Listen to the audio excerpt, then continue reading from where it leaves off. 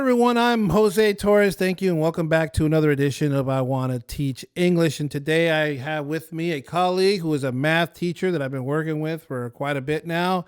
Starting to get to know him a little bit better. And math, as you might imagine, is extremely challenging for some students. And so I'm going to bring on my colleague here in a second to talk about that. But before I do me a favor. If you're new to the channel, please hit that subscribe button below. It is very, very helpful for this channel, and we need to grow. We need to share this. Like the video and share it with some other colleagues, other teachers, and don't feel shy about commenting. If you hear something that you want to comment on, you want to weigh in on the conversation, we more than welcome you to do so. So without further ado, let me introduce to you my colleague and friend, Mr. Cassidy Bates. Mr. Bates, welcome to I Want to Teach English. How are you, sir? I'm doing wonderful. And yourself, Mr. Torres? I am doing fantastic, and I'm so glad that we finally get a chance to. I've been talking to you about this episode for a minute, and I'm really, really happy that you're on. So I'm hoping that you're in for. I hope you have some gas in the tank because we're going to talk about some really good stuff here. I'm ready to rock and roll. Let's do that. Let's do it. So we're going to jump right in. I wanted you to talk to me about the challenges you face as a math teacher in a public school, right? In an urban public school, and dealing with the surge of English learners in the face of learning, not just the language, but math. Discuss some of the specific language-related challenges that you face with your English learners in class.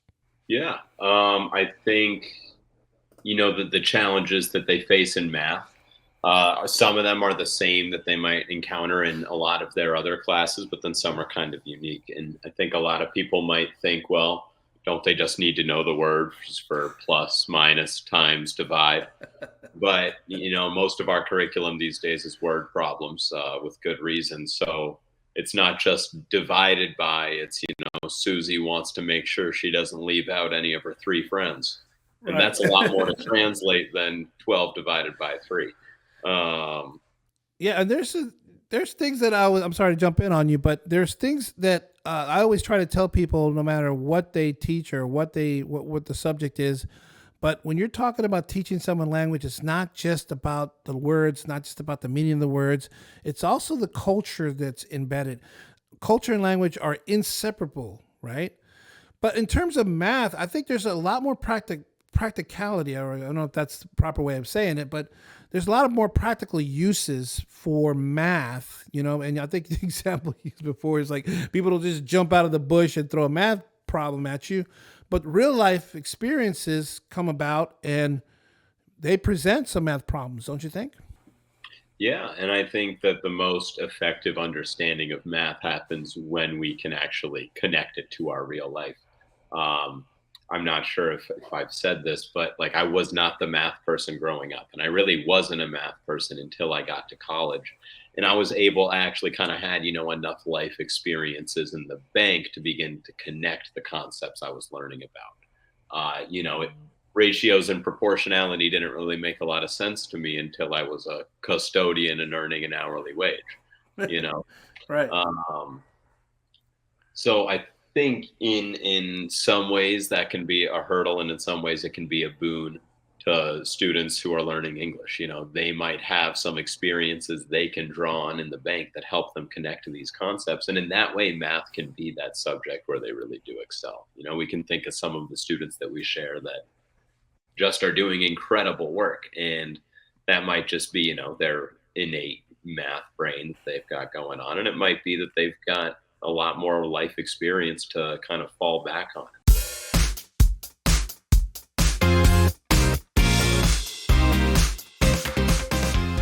So I think collaborating with math teachers is essential if you're going to be working with a math teacher, if you're an esol teacher or an esl teacher. And I think the biggest challenge that you and I have faced so far is actually having time to sit down and talk about the lessons and talk about the planning and talking about, the trajectory of your lessons and where you're going with all this. How difficult is it for you think in general just to find time as teachers to sit down and talk about what we're going to do? What does that look like to you? I think that's one of the biggest challenges. I don't know if that's at every school or at our school. But I mean, I feel like the only time I see you throughout the day, besides when you're in my classroom, is at lunch. And that's not the time for planning, trajectory analysis, and all that sort of calculus. Yeah, we definitely get a little juvenile in our conversations. That's for sure. Yeah. Absolutely. But I mean, it's true. I mean, I think we're both, on our feet busy the entire 7 hours that we're there. If we want to meet, that's got to be on our own uncompensated time. And with a guy like you, that's easy for me. I'd happily spend an hour chopping it up, uh, talking strategies with you. But I think for a lot of other teachers, and it makes sense. Whatever you've got, staying for an hour after school isn't in the playbook. Right. And I want to revisit a question I asked you earlier, and that was in terms of the challenges that you face with English learners, just in general, because we are dealing with. I mean, I do try to go in there and help you as much as I can, but you have to keep up with your pace, and I understand that. And so I don't really want to interject myself too much, right? I do once in a while be like, hey, I'll say something silly or whatnot. But it's more just a matter of kind of easing the situation, just kind of like bringing everyone's. Cause I'm seeing the kids, their gears are going, right? They're grinding, and sometimes we feel like we're losing them, and so and that's just with the regular kids. Imagine the ESOL kids. So what are some of the ways that you can? What kind of strategies do you have, or do you even just kind of play it by ear, just to try to keep them engaged? How do you handle when you see ESOL kids starting to, they're just Yeah. drifting away? I'm What glad do you you do? mentioned sort of that balance of the pacing versus, making sure students are understanding, right? And that's a battle no matter what student group you're talking about. I think, we've got one class where the majority of our ESOL students our ELL students are.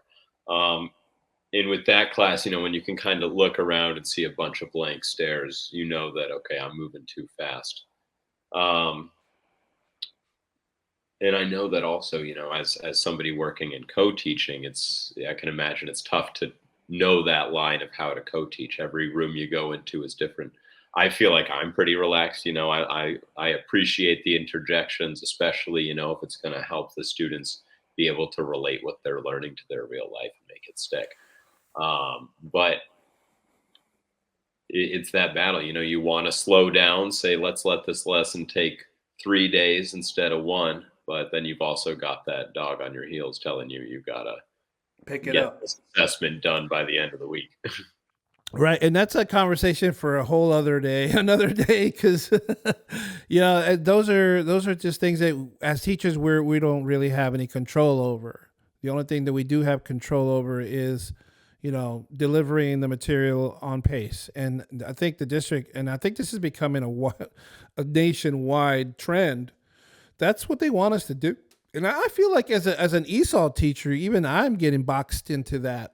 Yeah. And I Where it's mean, like, because no, I'm just saying, because there are these growth goals, right?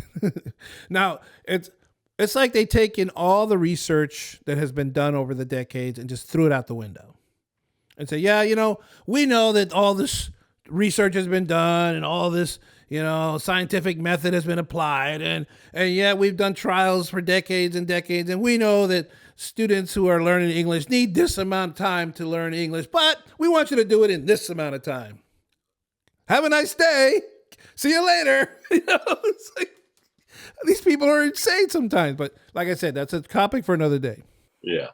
They want to, they forget about the end goal while meeting all the action steps to get there, Absolutely. It's not the story that sucks on stage. It's how you dance along the way. It's like, it's just, they don't care about the story or the performance in general. They just want to make sure you tap dance at the right time. It's like, anyway, going back to the ESOL kids, because we know that we have to try harder. Look, we signed up for this job, right? And so as teachers, and because I do work with you, it's something that's on my mind a lot, because it's not just you. Now you're not just dealing with me. You have the special ed person come in. You have your ed associate come in. You have all these people, all these bodies come in and out, right? And so I imagine, because you're smooth as and cool as a cucumber, I give you a lot of credit, because all this stuff could be going on, even kids doing what kids do, and you're just staying right on it, like like clockwork, and that takes a lot of I think concentration. Appreciate that. I think there is a bit of an imposter syndrome at times. You feel like you're How much of this is an act, Bates? Come on. exactly how much of it is performance versus how much of it is teaching. But I think you do see sort of the fruits of your efforts when the students are excited to come to your class. You know what I mean? That kind of shows you that, hey, something good is happening in here. And that's what makes it worth it. And there's always more to do, of course, but I think what it comes down to is, it can be chaotic having all those bodies coming into the room one after another, but honestly, that's what we need, right? Because if I've got a class of 25, 30 students, I need a hand. I want as many people coming in there doing their part as possible. Fair enough. Fair enough. Now, here's the thing, though, and I give you a lot of credit in that and the students this is why they respond the way they do. And this is just me speaking as a veteran teacher, as long as I've been teaching. It's structured, okay? And you seldom, if ever, vary from your routine, right? And it's that structure, and in that calm, if you will, and the routine, the students find comfort in that they know that what to expect. There's not really any surprises. I think in the past when I've worked with other teachers that I don't work with anymore, but sometimes they were winging it. And when you wing it, man, when you wing it and you wing it consistently, kids respond to that and be like, they're like, this guy ain't with it. So I think it's really important as a teacher to be extremely structured, be extremely in control of what's going on. That listen, we need to be here by the end of class, and we only have this much time. And I like that you always reminding them how much time we have left, because no matter what, this is just kids from throughout time. Doesn't matter what decade or what era they're living in. Kids have very little concept of time. Absolutely. And if you tell them, listen, we got to do this and we got to wrap it up in 30 minutes, you might as well be playing a trumpet. They have no idea what that means until it's time to go. And yeah. So, I mean, honestly, I wish I could say that was, best practices for the kids, but that's for me. I feel like I've barely got a concept of time. When I'm saying we got 4 minutes to do this, that's because I need to remember that we got 4 minutes to do this. I could easily, get lost in a lesson, working with, 3 kids at a table. Yeah. All of a sudden a lesson. And you feel like you made progress in that lesson, but then also you aren't where you need to by the end. No, and dealing with math specifically, dude, because you're really dealing with like a crunch, and that some of those problems are a little bit harder than others, and you need to fit 3 questions in 15 minutes, man. It doesn't always play out that way. And they're not easy questions. They're questions that adults in our building would have trouble with. Sure. So there's a lot of teaching going on there besides the math and besides the language too, honestly. Kids are having to learn all sorts of like putting themselves into just that mindset learning that maybe they haven't been in before. And then pair that with the language issue for a lot of these kids. Exactly. It might not even be an English language issue. It might also, there've been a lot of times this year where I've realized, they don't know this word in Spanish either. And then it's starting from square one, and that's a new experience for me for sure. And, I'm not going to mention the names of some of the students because I think once we know the ones that I'm commonly with, and they struggle, man, in their own language. They struggle with it. So absolutely. It's a deficit of skill across the board. I think it's one of those challenges that I face as an ESOL teacher in your class, where like I'm talking to this student, and this student wants to talk about something else other than math, and I'm like, this is very fascinating. I'm very intrigued by your story, but we need to focus on this question. Mr. Bates says we have 5 minutes to do it. Blah blah blah blah blah. And it's like just trying to keep them on focus on the task. Sometimes And it's I very imagine helpful. that's got to be really tough for the students too. I think a lot of what happens at school like the positive things that happen in school are when you're building those relationships with adults, those positive, you're meeting people you can trust. And when finally the guy who you can communicate with comfortably comes into the room, of course they want to talk about anything other than math. Oh But yeah. I imagine that's tough. They got to keep them on track. And Well, it's like you said, and I think every teacher watching this thinks the same thing. It's like it's sometimes when you're a teacher, you really have to build relationships because that's students is not they're not just a name and a student number. They have feelings, they have a family, they have a story. And when you connect with certain students, especially like me, because a lot of these kids look at me as like their surrogate uncle, or some of them don't have fathers, and they kind of look at me and look and think of that in that way. And I try, and in the years past, that was something I had to deal with, and I was very gentle about it. But you always have to keep your distance, and that's hard to do when kids really want to connect with you and tell you stuff that's going on in their lives. And I don't take that lightly. especially in middle school, where to a lot of people, they may be adults, in the eyes of their family, and they might be going through stuff that honestly I've never been through. And they need to share that with somebody. Sure. And man, it must be tough for the students where, hey, Mr. Torres is the only guy in the school I can talk to. That must be pretty bad. That's pretty bad if I'm the only guy you can talk to. Oh man. But look, I try to encourage peer support. This is something I think you should think about too, Mr. Bates. We have to discuss whether peer learning or group work has been helpful. We have to have that serious conversation with the other adults in the building, because we need to allow students to communicate, in lower stakes environments and learn from their classmates, who they may have a stronger sense of what's going on. Like in your class, and like I said, I won't say a name specifically, but you have even those kids that are English learners who get it a little bit more. And so pairing them with those that don't, yeah, it's a double-edged sword, right? Because in the one sense is, yeah, they're going to help out. And on the other sense is they're going to want to talk about everything but math. Yeah, and it takes knowing the kids. It always comes back to that. I can think of, a few people that would just be the most terrific, sort of teachers' assistants, bilingual, understand the material. And then I can think of others who, are bilingual and understand the material, but that focus piece, they need those leadership skills honed a little bit. Indeed, because they will read, especially the boys will revert right away to the most juvenile subjects you can.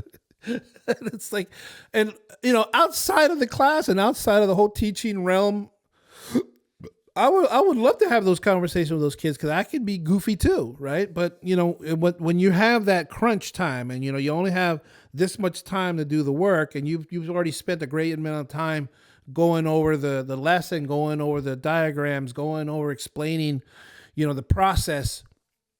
Now they have to apply it. Now is not the time to have those conversations about goofy things. Now is the time to actually apply what you've been putting up on the board. And by the way, I have to commend you on that little gadget that you use, that little pad you use. It's extremely great, man. Thank you. I got to get one of those. It's helpful. I mean, because my handwriting's not great, so I can just erase and try again. Is really nice. But I mean, that is one of the major things. So, this is my first year at our school. And at my last school, there was a lot more time built in for those goofy conversations. It wasn't all academic all day long. And I feel like we're missing a little bit of that. That's something that I miss for taking a break from the academics, kind of having a positive silver lining to a day. But also, it can help a lot with the academics too, when the students feel like they want to learn because they like you or because they feel some sort of responsibility to perform for you. And let me tell you something, Mr. Bates. It has been an absolute joy to talk with you, sir. And I'm hoping that we can do this again. I'm hoping that the experience was just as gleeful for you as it was for me. It was an absolute joy to have you on the program. Thank you for coming on to the show, man. Just well. Thank you so much, sir. Would love to be back.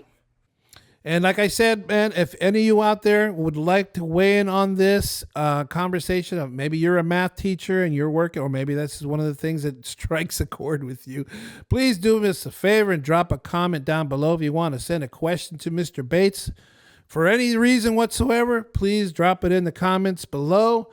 Or you can visit my website, iwtle.com, and you can communicate with us there. There'll be also tons of articles and videos on there for English teachers and just teachers in general who work with English language learners, which is basically everyone now. Wouldn't you say, Mr. Bates? I mean, it feels like that in our city more and more. It does feel like everyone's an ESOL teacher now because there's no getting around it. How many of your students are learning English for the first time? Yes. It seems like they all need those skills. It is a fact of life now, at least in our areas, and I think it's probably growing like that in other parts of the country. I know I was at a conference out in the Midwest back in September, and they were dealing with surges of English learners, and I'm listening to these people, and they're like, yeah, we got 100 people in the district this year, and blah, blah, blah. And I'm like, only 100? We got like hundreds in our school alone. Yeah. I mean, look at on the east side of the city too. Graceland Park, O'Donnell Heights practically doubled in size last year. Yep. Yeah. It's a big change. Yeah, it's a demographic change that is affecting everyone in all contents areas. So we'd love to hear your thoughts. Please do me a favor. Like this video if you're still with us. Do me a favor and share this video with others. Tell everybody about I Want to Teach English. And until next time, God bless.